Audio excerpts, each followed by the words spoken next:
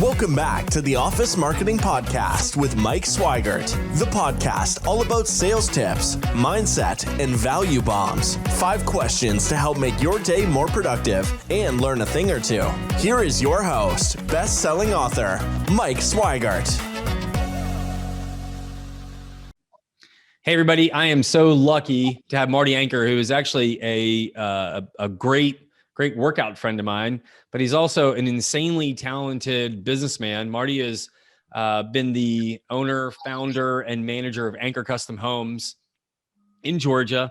He started it back in 2010. He's celebrating his 11th year, and thank you for sharing your wisdom with us today, Marty. Hey, Mike, it's good to see you. It's great to be here. Thank you.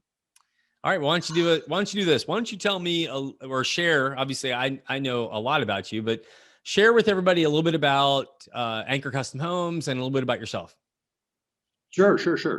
I started in the home building business when I realized that my original vision of being a medical doctor wasn't coming to fruition, and somehow, by the grace of God, I got connected to the home building business back in 1993 and learned a whole lot about it. Worked in the corporate side of home building for about 15 years and started my own company back in 2011 out of a passion to do something unique and to provide a really special customer experience. So I worked in the big builder side of things, which was all about volume and time and efficiency, and I wanted to really do something just the opposite of that, to create a really memorable experience for my clients and offer them a home that they can only get by building a custom home with a whole lot of attention and carefully crafted partnership with my whole team. Oh, I love it. So tell us a little bit about you. Yeah, so I grew up in Florida and ended up going to college at Emory University with the vision of becoming a doctor. So I was pre-med for most of my curriculum and got diverted away from that as I had to support myself through school and got into business. And in my sophomore year in college, I got my first sales job. And I found out that I, for some reason, was pretty good at that. And it was one of those things that I was in a retail environment at Lenox Mall, and we were blessed to have a trainer there named Michael Jacobian, who went on to become the Nordstrom sales trainer. So he taught us all about sales, and I realized that it was something I really enjoyed doing. And in the course of working a part-time job in college, I built a book of business. And in that book of business, I had a lot of influential business guys who I got to know pretty well. And as I was navigating my college career, I realized that this is what I want to do. You know, I was initially fascinated with the medical field, but I figured out that sales and business was where I was headed. So it was kind of one of those things that I ended up where I was and got to do what I love to do. And the next step of good fortune was being introduced to someone in the home building business who ran a large home building company out of Colorado, and got connected there in the big builder world and started my career there. Met my wife, Kim, while we were in college. So we got married right out of college, and I dragged her off to Colorado with me. And she stayed closer to the pre-med curriculum and was able to get a job in nursing everywhere I took her around the country. So it's been a great career in the building business. And along the way, have 2 great kids, Sean, who's 15, my daughter Vivian is 19. And we're just enjoying life here in Alpharetta. Oh, that's great. That's great. Thanks for sharing. All right. So let's take your expertise, share your awesomeness, or at least your experience. May not be awesome, but I bet you learned a lot through a few decades of dealing with this stuff. Give us a tip. You know, if someone was either looking to do a custom build or a major renovation or something like that, what's a good piece of advice you can give anyone that's listening for that? Yeah, Mike, one of the things that I tell every new client that I'm talking to is that anyone can go out and find the resources to frame the house or put up drywall or hire a painter. In our world, it's a very involved and emotional process, designing and building a custom home. And I tell people that so much of the time that we spend together is going to be really important time. It's beyond just picking colors and materials, but it's investing in this vision that you have and being able to communicate well to bring your ideas to our understanding and translate that into a custom home. So the communication, and more importantly, the relationship and the trust in what we do is paramount. So I tell folks, you've got to embark on this journey, and it's a year or 2 year journey of building a custom home. You should like the people who you're working with, and you should trust them and feel like you can communicate well with them. So, if it's me or someone else, that's the advice that I give. That to make this a good experience with a positive outcome, that's where you should start.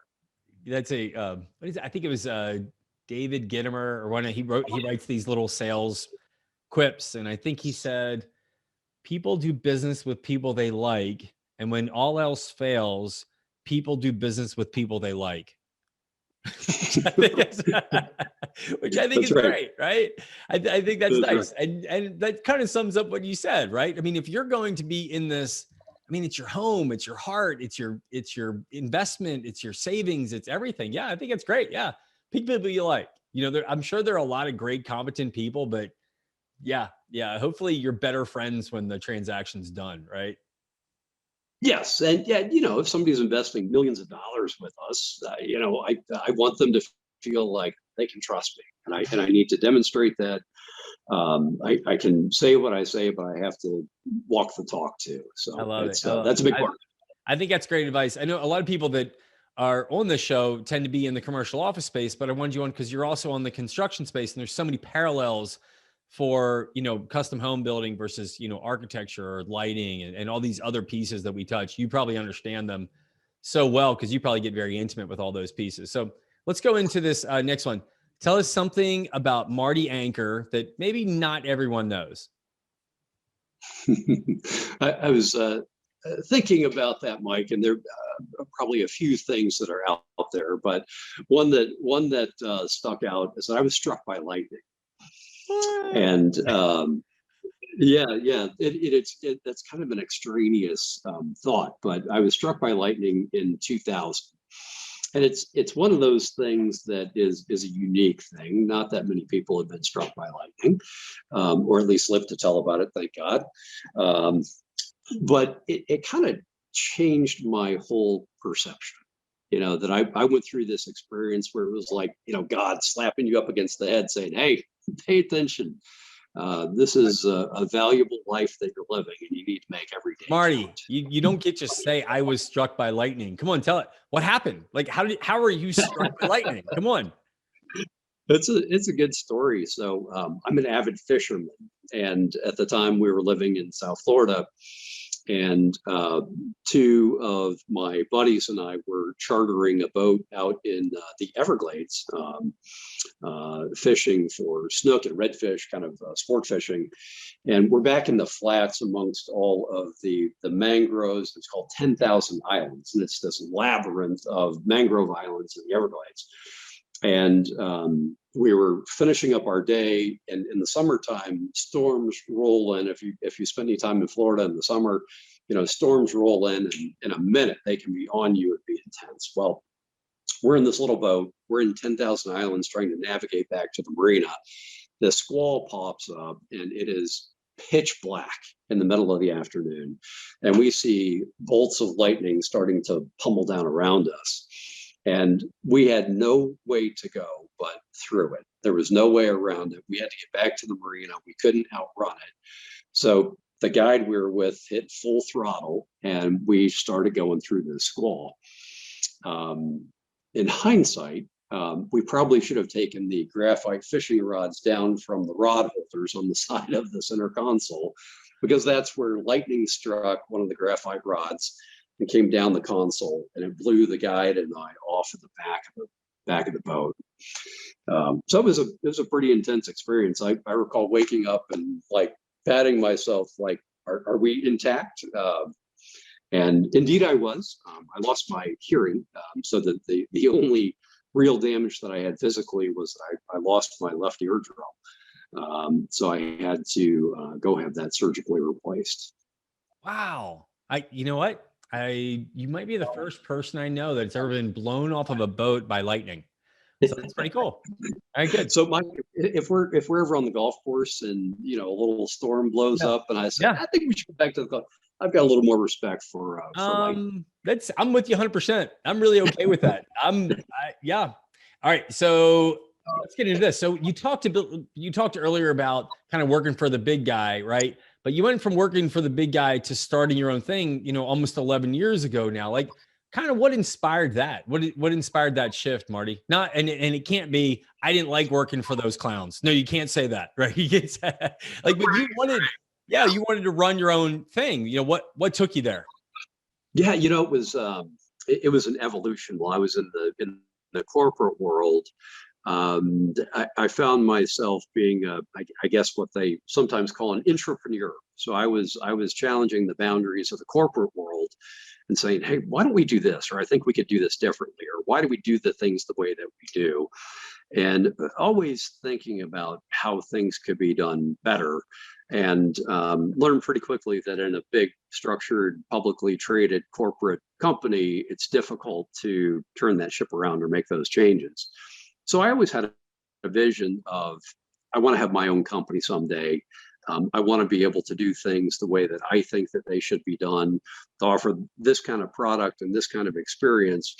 But frankly, it took a while to feel confident that I had the experience and frankly, the financial resources to be able to make that jump. And in my business, it's capital intensive. I love reading the books that say, don't worry about the financial part, it'll take care of itself. It's like, but anyway, so that may or may not be the case. But I reached a point where it was between 2006 and 2008, I was in a good paying corporate job and had about 80 people working for me. And then the Great Recession hit, and lost my corporate job, lost this great income that I had. The blessing through all that is that I personally didn't have a lot of exposure to real estate.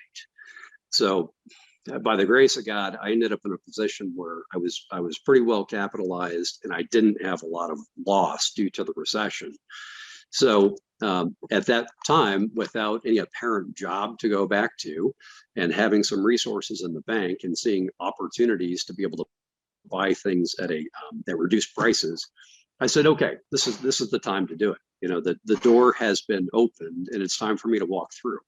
So it took some reflection on that, but not too much, because I figured if ever there was a time, I was at a stage in my life where I was reasonably comfortable financially and felt confident in my abilities, my experience to say, hey, let's go do this. So I went out and bought some foreclosed lots and started building spec homes in the midst of the recession when we were still competing with foreclosures. So it was a little bit of a tenuous jump at a tenuous time in our economy, but one step at a time, built one, built two, kind of got the feel for what that was going to take and kind of just grew it from there.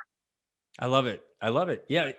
And you and I both know that some of the greatest companies actually kind of came out of recession, right? There's something like necessity, pushes entrepreneurial and creativity, and that's where greatness comes from. So this episode of the Office Marketing Podcast is brought to you by Fusion Advisory. We help commercial contractors generate leads online profitably. Check us out at fusion-advisory.com. Takes us to our next question, right? So let's talk about Marty's mindset. What does Marty do? Because hey, you talk about being a juggler, plate spinner. I mean, in your business, you've got a lot to do. What do you do to keep that mindset positive? Yeah, it's our kind of our mantra, and this is corny as hell, but our mantra within the company is always do the right thing. If you treat your trade partners the right way, if you treat your customers the right way, needless to say, if we treat our fellow employees the right way, you do good work and things take care of themselves. So certainly there are a lot of stressful parts of the business, and it can be difficult without a doubt. But keeping that mindset that our goal is to always do the right thing, and we're certainly not perfect, but if we all communicate and we make our best effort to use that as our decision point, our North Star, that's kind of what keeps us on the right path. Yeah, I like that. You know what? I tell people that I turned 50 last month, and I say that I'm too old to BS somebody, right? If you wanted to see a really good BS artist, you probably just need to go see me in my teens and 20s, right? Because I was really good at it. Some companies I worked for, they called it estimating. They just said like, oh, we have 7 trucks. You know what? We have 80 trucks out there ready to go. But you know what? Right. It's funny. It's easy to keep your story straight when you're not trying to BS anybody. It's like, hey, you know what? Things may not always go right, but you know what? We're always going to be there for you, and we're always going to make it right. So that's exactly. And that's right. All right. Talk to us about share a book that Marty Anker really likes. Gosh, I'm an avid reader, so I'm normally reading 3 or 4 books at a time. Like at the same time, what do you do? Stack it, Marty. What do you got? One here, one in the middle, one at the lower, or what are we doing? What do you got? So on the nightstand. Okay. All right. Again, this is crazy, but I'll usually have a book that's about self-help. Well, it's about fitness or nutrition or motivation, something in that category. I'll usually have something that is spiritual, and then I'll have just a leisure read. So a lot of good books, a lot of great authors.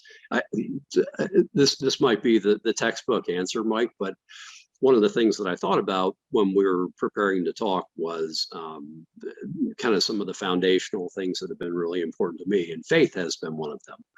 And that really has been in the past 15 years. And I think it's been a big part of my maturity, really giving me clarity about who I want to be and what I want to do, and how I want to conduct myself and raise my family and do business and be a friend and all those things. So without a doubt, I have to say that my study of the Bible has been just deeply impactful there. That's great. That's great. I mean, a book that's 2,000 years old and still giving, and and it is living. I mean, it's hard pressed. Anybody that's listening to this, if there is a Bible or a Quran or a Torah or whatever is in your home, right? Flip it and open to a random page. I bet you there's something on that page that you're like, that just made my day better.